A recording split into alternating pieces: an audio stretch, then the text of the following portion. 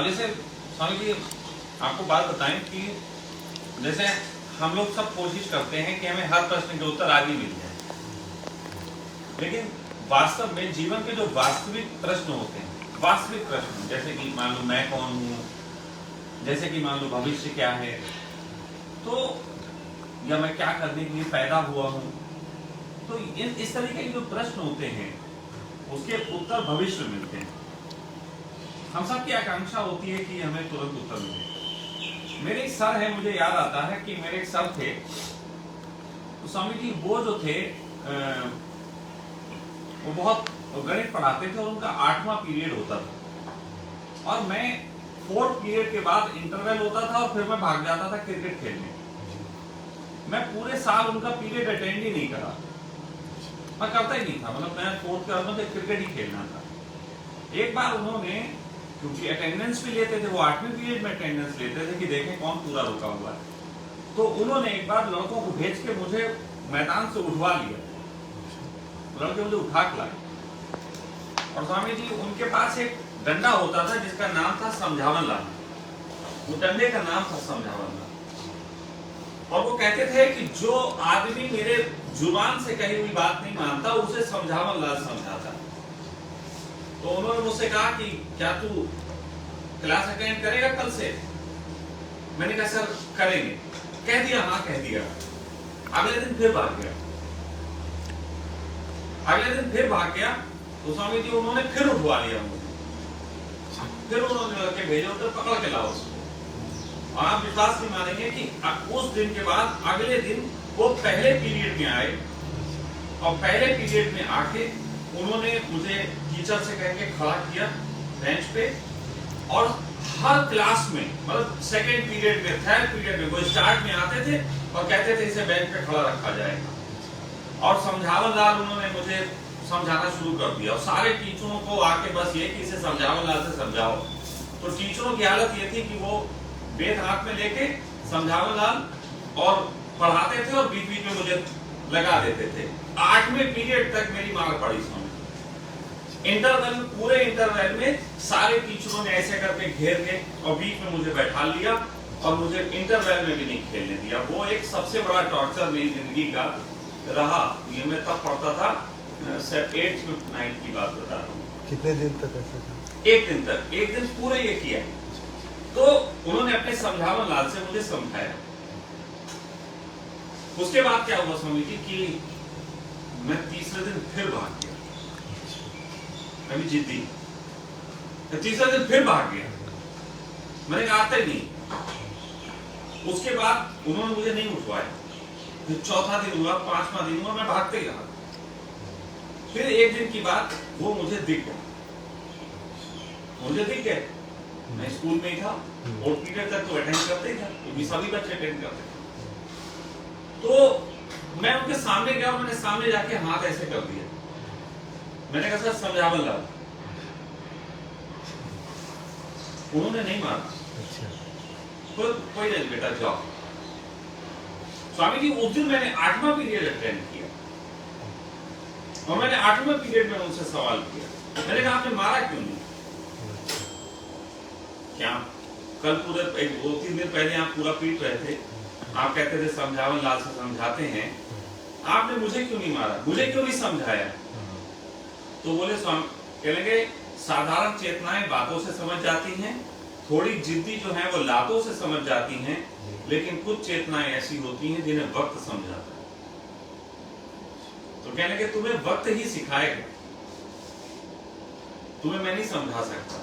और सच बात है स्वामी जी, समय के साथ साथ मैं पढ़ाई का भी मोल समझा।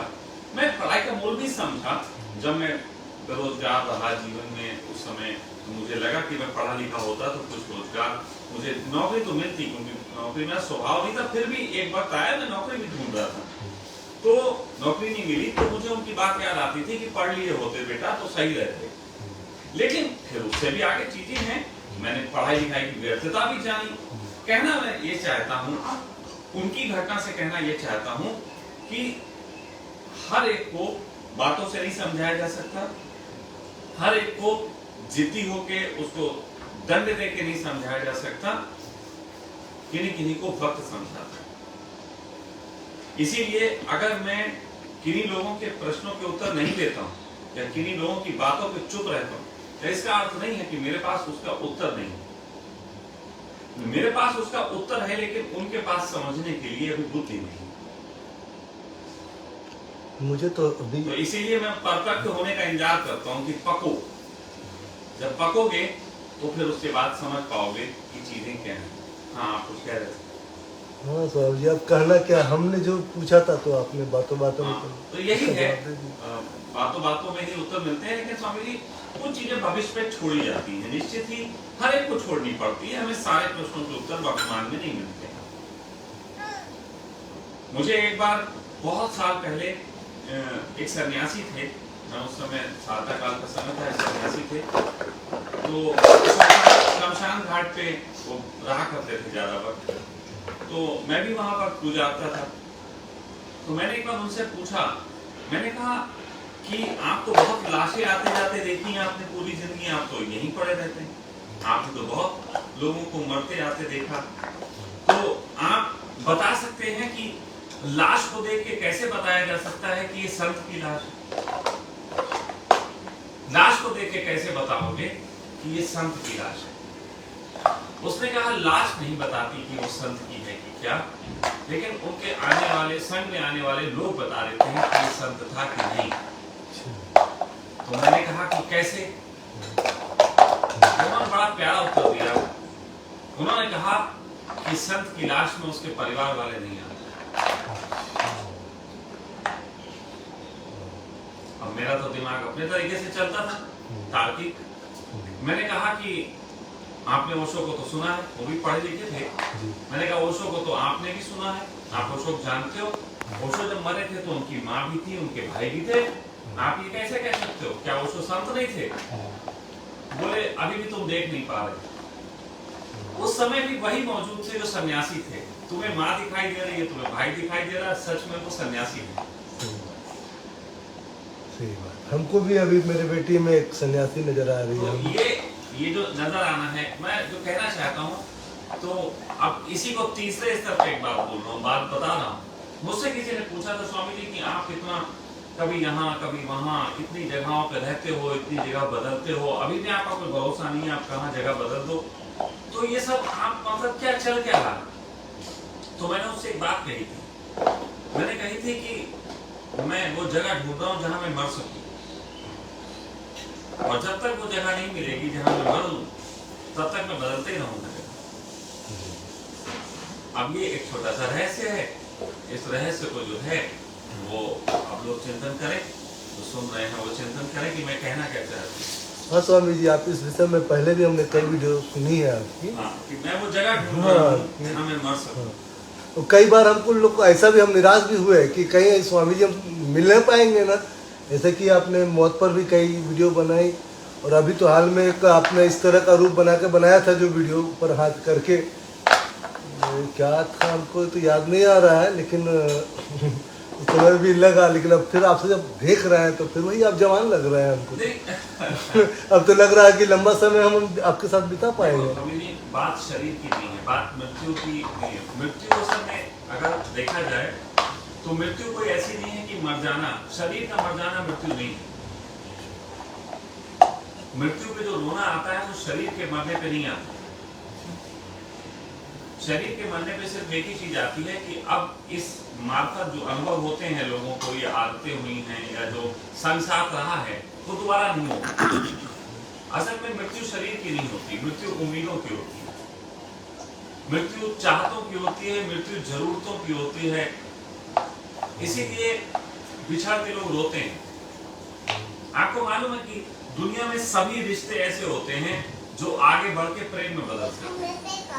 सारे रिश्ते आगे बढ़ के प्रेम में बदल सकते हैं, लेकिन प्रेम का रिश्ता जिस समय टूटता है उस समय वो किसी रिश्ते में बाकी नहीं रहता, सिर्फ एक ही रिश्ता बचता है, नफरत।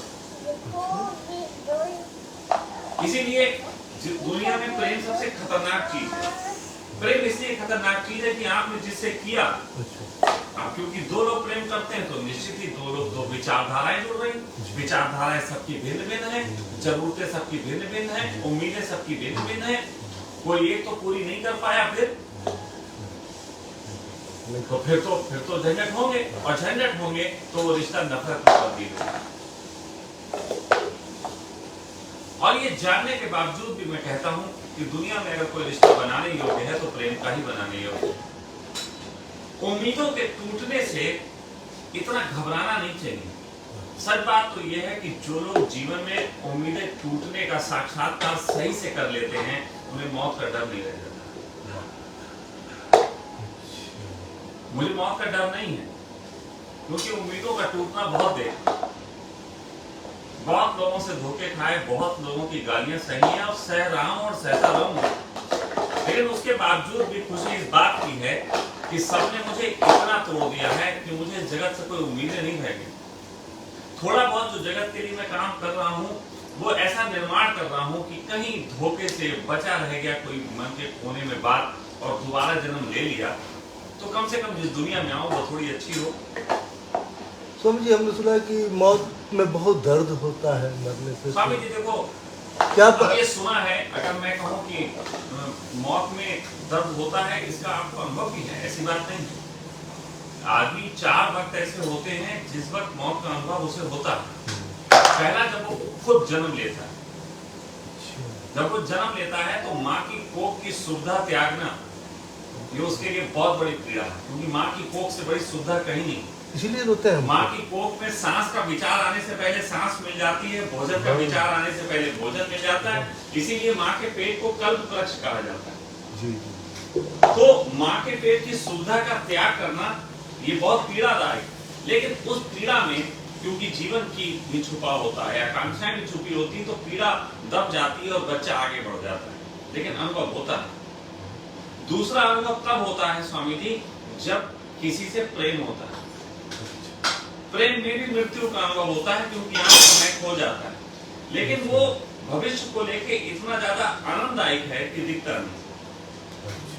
प्रेम की पीड़ा में भूख प्यास सब मिट जाती है। जब प्रेम किसी को होता है तो फिर आप देखो कि वो बिल्कुल पागलों की तरह हो जाता है जी। और तीसरा अनुभव इंसान को होता है मृत्यु का, जब उसके प्रेमी की मृत्यु होती है। देखो, एक तो होता बिछड़ना, बिछड़ना उतना पीड़ादायक नहीं है जितना प्रेमी की मृत्यु होना पीड़ादायक, क्योंकि प्रेमी की मृत्यु के बाद गेंद अपने पाले में रह गई। अगर बिछड़ गया तो गाली देके तब भी अपने आप को संभाल सकते हैं। इसीलिए स्वामी जी किसी भी स्त्री के जीवन में विधवा से ज्यादा बुरी स्थिति कोई नहीं बताएंगे, क्योंकि विधवा के पास पीड़ा अनंत है। क्योंकि भाई पहले तो पति को ही प्रेमी माना जाता था ना, मैं उस हिसाब से बात कर रहा हूँ। तो प्रेमी की मृत्यु तीसरी पीड़ा है। अब मैं कहूँ कि शरीर की भी मैंने मृत्यु जानी है तो वो बात थोड़ी गलत हो जाएगी। मैं कहता हूँ ये 3 मृत्यु से जानी हूँ। मैंने जन्म लेके मृत्यु जानी है, मैंने प्रेम करके मृत्यु जानी है, और प्रेमियों के मरने पे भी मृत्यु जानी है। तो विधवा बहुत मृत्यु के ही नजदीक, बिल्कुल, वो पूरी जिंदगी मृत्यु को जीती है। तो ये 3 मृत्यु तो सबने जानी, और मृत्यु में दर्द होता है, लेकिन फिर कहूं मृत्यु में शरीर को दर्द नहीं होता इतना जितना मन को दर्द। जिन लोगों के मन की चाहते जितनी कम होती हैं, वो उतनी शांत मृत्यु को उपलब्ध होती है। जी, हम यही पूछना चाहते थे। हमें यही बताना चाहता था, लेकिन हल्के से अभी तो लेक्चर बनाने ना। तो स्वामी जी, तो दर्द सह लेना एक तरह से तो पीड़ा सहना ठीक है, पीड़ा ही सहना ठीक है। वो जो पीड़ा सबसे अच्छी चीज होती है, पीड़ा मुक्त करती है, पीड़ा मुक्त करती है। इसीलिए अगर कभी किसी को आपकी वजह से पीड़ा हो रही हो और आपने उसका कारण नहीं है, जैसे आप नहीं चाहते थे कि उसको पीड़ा हो, फिर भी वो पीड़ा में है, तो होने देनी चाहिए। अच्छा। इसका मतलब है आपके माध्यम से परमात्मा ने उसके लिए यही मार्ग चुना। मैं आपको सच बताऊं, मेरा बस चले तो मैं सबको या तो प्रेम दे दूं या पीड़ा दे दूं। स्वामी जी, हम पीड़ा में किसी को देख नहीं पाते हैं, वो आप करुणा आ जाती है। आप खुद नहीं रहना चाहते हो पीड़ा। जो व्यक्ति खुद नहीं रहना चाहता वो नहीं देख सकता, लेकिन पीड़ा का जब स्वाद पता लगता है, जैसे सत्य का स्वाद पता लगता है, तो आदमी कहता है सत्य सिखाएं सबको। जी सत्य का एक मजा है, लेकिन झूठ अगर किसी को लगा होगा और झूठ में मजे ले रहा हो, तो वो क्यों चाहेगा सत्य बचे? उसी तरीके से पीड़ा का आनंद अभी नहीं जाना। आनंद की जब बात होती तो लोगों को लगता है सब मजा मजा, और आनंद असल में पीड़ा में भी आनंद है। हाँ, अनुभव किया। अगर आनंद का मतलब सिर्फ मजे मजे होता तो महावीर के कान में जब लकड़ी डाली गई होगी तो महावीर के आनंदित नहीं होंगे। बुद्ध के ऊपर जब थूका गया तो बुद्ध के आनंदित नहीं होंगे। तो क्या ये ईसा मसीह को जो सूली चढ़ा गया, बिल्कुल वो भी आनंद था। स्वामी जी देखो, ये यही सारी चीजें आनंदित व्यक्ति के लिए कंडीशनल खत्म हो जाती है। सुख और दुख की कंडीशन होती है। देखो, हिंदू धर्म की मैं एक बात सदा से अच्छी मानता हूँ कि हिंदुओं ने दो चीजों का बड़ा जबरदस्त इजाद किया।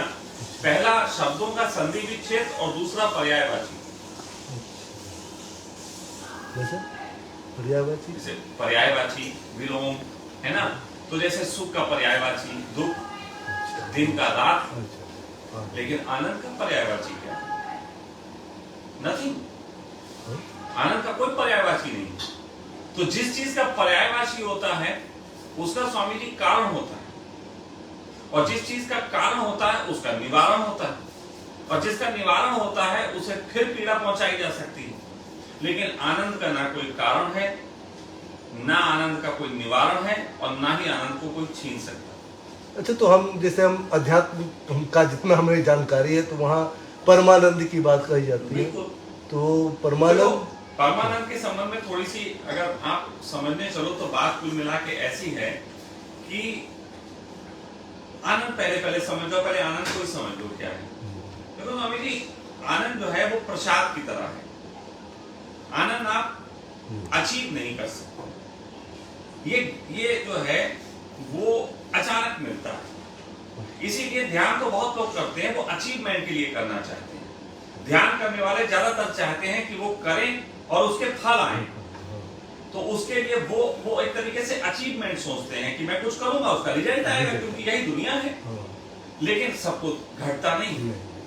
लेकिन कोई ऐसा प्यारा होता है, कोई ऐसा प्यारा होता है जो ध्यान में भी अद्भुत तरीके से जाता है और जीवन को भी एक अद्भुत ढंग से जीता है। तब उससे परमात्मा प्रसन्न होता है और आनंद उस पर प्रसाद के रूप में बरसता है। और जब आनंद बरसता है तो मैंने कहा जगत में द्वैत है, दो हैं, सुख दुख, दिन रात, पति पत्नी, अलोम विलोम, सब कुछ दो हैं।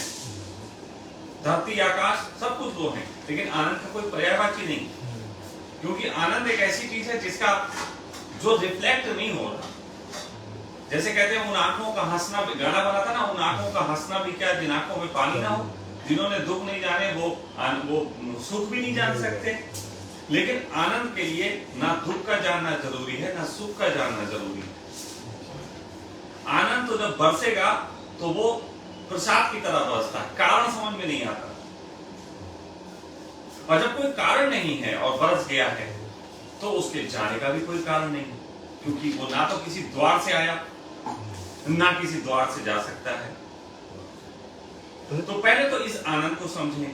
तो ये आनंद जो है वो एक तरीके से परमात्मा का प्रसाद बोला गया कि अज्ञात शक्ति से आता है, क्योंकि क्वांटम फिजिक्स के अनुसार भौतिक के जितने भी नियम हैं वो सब किसी कारण पे डिपेंड हैं।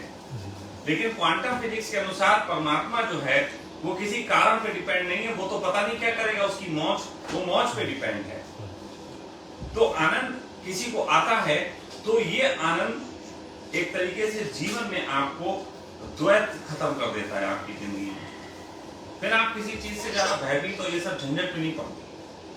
आप क्रोध करोगे तो भी वो आनंद में करोगे, आप प्रेम करोगे तो भी आनंद में करोगे, मतलब फिर जो भी आपकी हरकतें होंगी वो सब आनंद का हिस्सा है। कृष्ण सुदर्शन उठाए हैं तो क्या उनका आनंद खत्म हो गया? बल्कि बढ़ गया, क्योंकि सुदर्शन जितने गलों से गुजरा सब मुक्त हुए।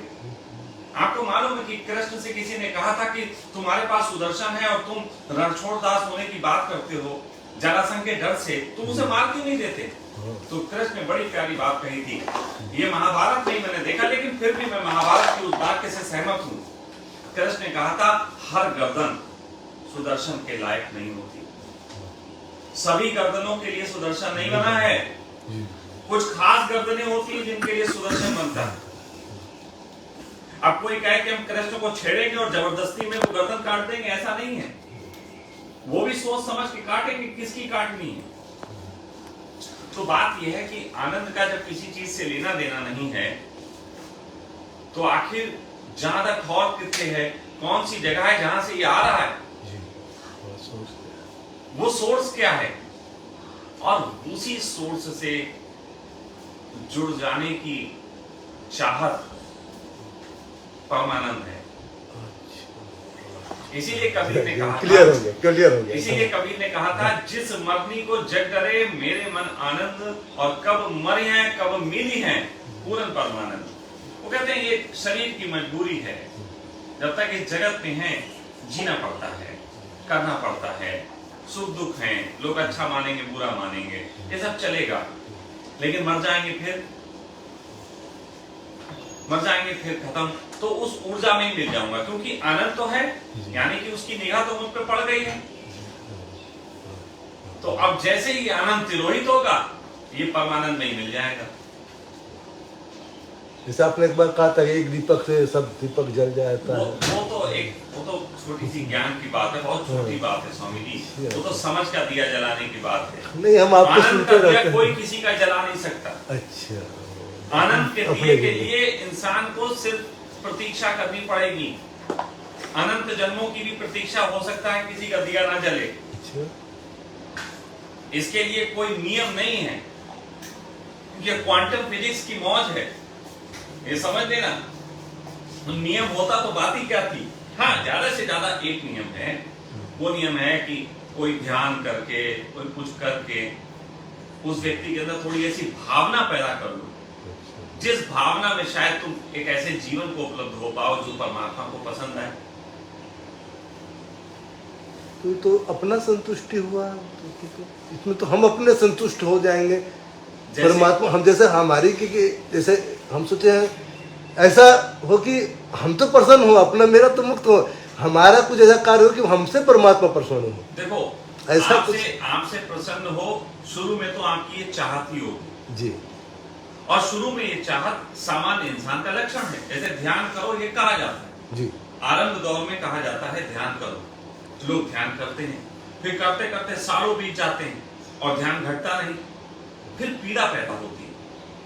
असल में बच्चा जो है वो पहले दिन क्यों नहीं पैदा हो जाता, 9 महीने क्यों लेता है, प्रसव पीड़ा से क्यों गुजरती है कि स्त्री जब बच्चा पैदा होता है। तो सच बात तो ये है कि परमात्मा के लिए वैसी प्रसव पीड़ा चाहिए। जैसे माँ को बच्चा बुलाने के लिए जाके बुलाए, अपना दर्द बताए, जरूरी नहीं होता है, वो रोता है और माँ आ जाती है।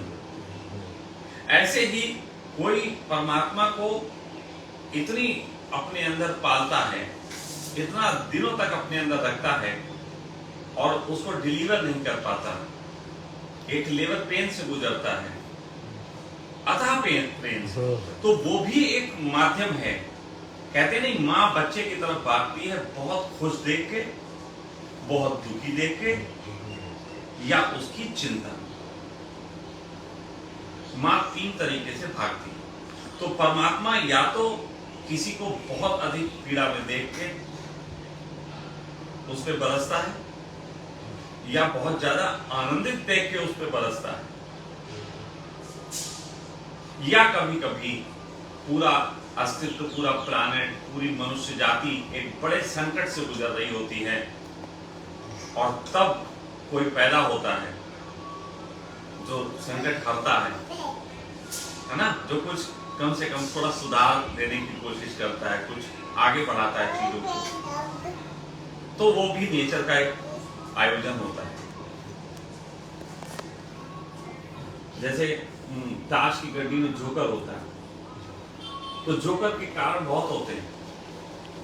कुछ लोग जोकर को कार्ड में शामिल करके भी गेम खेलते हैं, और कुछ लोग उस जोकर का उपयोग तब करते हैं जब कोई कार्ड खराब हो जाता है, तो उस जोकर को उस कार्ड का नाम देके फिर गड्डी में चला देते हैं। तो ताश की गड्डी में जोकर इसी तरीके से है जैसे परमात्मा इस जगत के खेल में अपना एक बंदा शामिल करो, इस जगत के पूरे खेल में वो अपना एक बंदा शामिल कर देता है। कहता है जो कर सारा जमाना, आधी हकीकत आधा फसाना, चश्मा उतारो फिर देखो यारो, दुनिया नई है चेहरा पुराना। कहता है जो कर, तो कुछ अपने ढंग से गाने भी बोल जाते हैं, है ना। बस आज के लिए इतना ही बहुत बढ़िया है।